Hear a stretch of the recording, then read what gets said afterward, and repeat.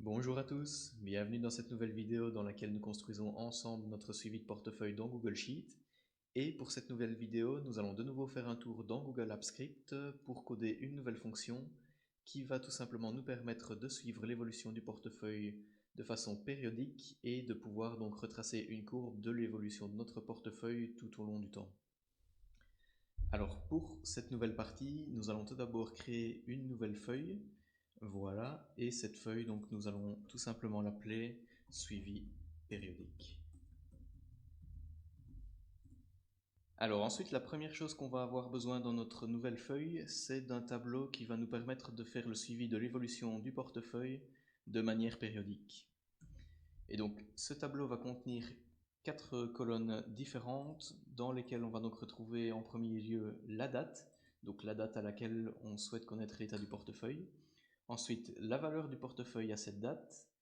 Dans la troisième colonne, on va retrouver le montant total investi dans le portefeuille à cette même date. Et dans la quatrième colonne, on va donc retrouver la plus-value en pourcent du portefeuille, également pour cette même date. Et donc toutes les lignes de ce nouveau tableau vont en fait correspondre à des dates différentes pour lesquelles on aura donc toutes les informations du portefeuille de manière à pouvoir suivre de jour en jour l'évolution de celui-ci et à la fin donc de pouvoir retracer un graphique pour vraiment suivre l'évolution de notre portefeuille. Donc bien entendu, ces informations, on ne va pas venir les mettre manuellement dans notre table, mais pour ça encore, on va se servir d'une fonction dans Google Apps Script qui va tout simplement se charger de façon périodique de venir écrire une nouvelle ligne dans notre table en inscrivant la date du jour et en allant extraire les valeurs qui nous intéressent dans notre portefeuille sur la page principale qu'on a donc créée dans les vidéos précédentes.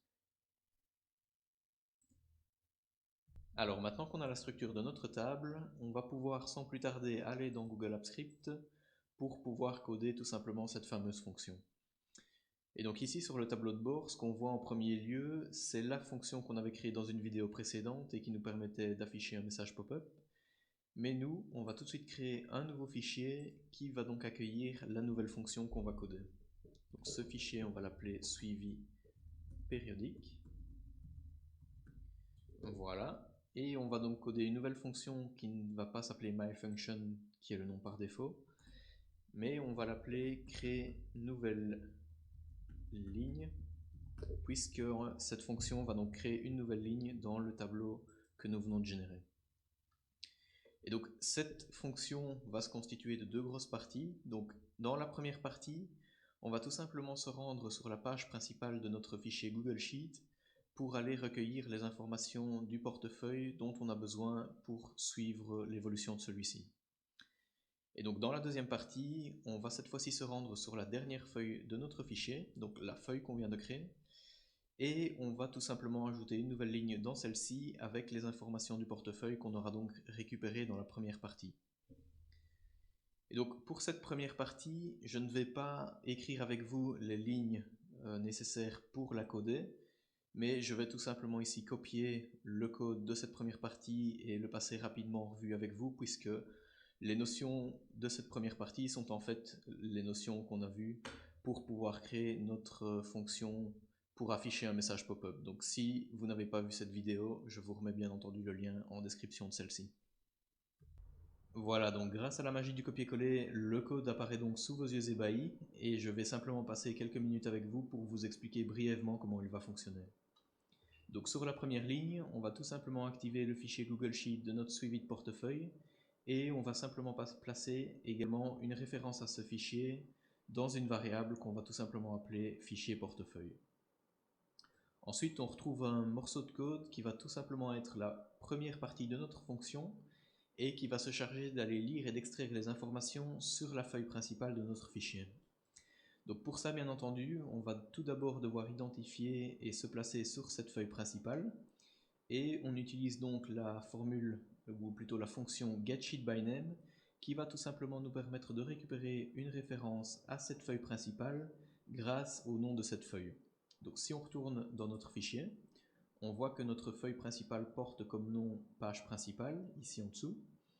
Et c'est donc cette information qu'on va devoir retourner en paramètre d'entrée de la fonction getSheetByName pour pouvoir retrouver la référence à cette feuille et ensuite, donc sur une deuxième ligne, pouvoir activer cette feuille de façon à ensuite pouvoir naviguer entre les différentes cellules de celle-ci et d'aller rechercher les informations qui nous intéressent donc dans la suite du code.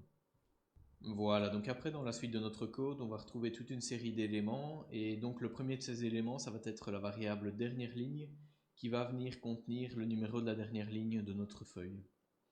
Ensuite, on va retrouver une boucle for qui va donc nous permettre de passer en revue une à une toutes les différentes lignes de notre feuille de manière à pouvoir retrouver la ligne sur laquelle on va pouvoir retrouver le montant actuel de notre portefeuille. Donc si je retourne dans le fichier Google Sheet pour vous expliquer ça de manière un peu plus explicite, ce que notre boucle va faire, c'est lire une à une, donc en partant de la fin, toutes les lignes de notre portefeuille. Et grâce à une condition if, elle va comparer la valeur contenue dans la colonne D à une chaîne de caractères de référence.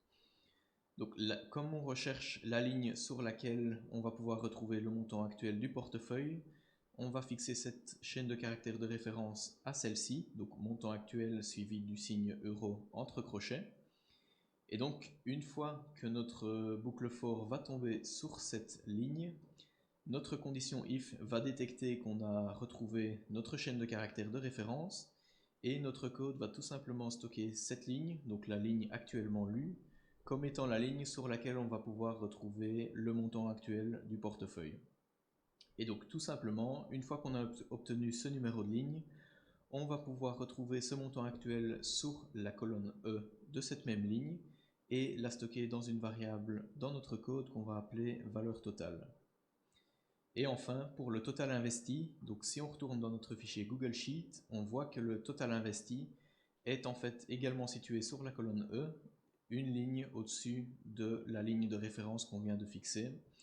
Et c'est donc ça qu'on va indiquer ici dans la fonction getRange pour aller retrouver et extraire cette valeur du montant total investi dans une variable qu'on va donc tout simplement appeler total investi.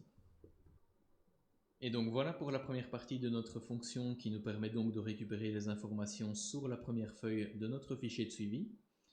Et dans la deuxième partie, qu'on verra donc dans une vidéo suivante, on va venir écrire le code qui va donc nous permettre d'écrire une nouvelle ligne dans le tableau de la dernière feuille.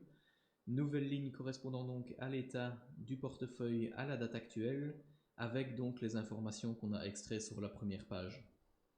Tout ça, ce sera donc dans une prochaine vidéo. En attendant, n'oubliez pas de liker celle-ci si elle vous a plu et à bientôt.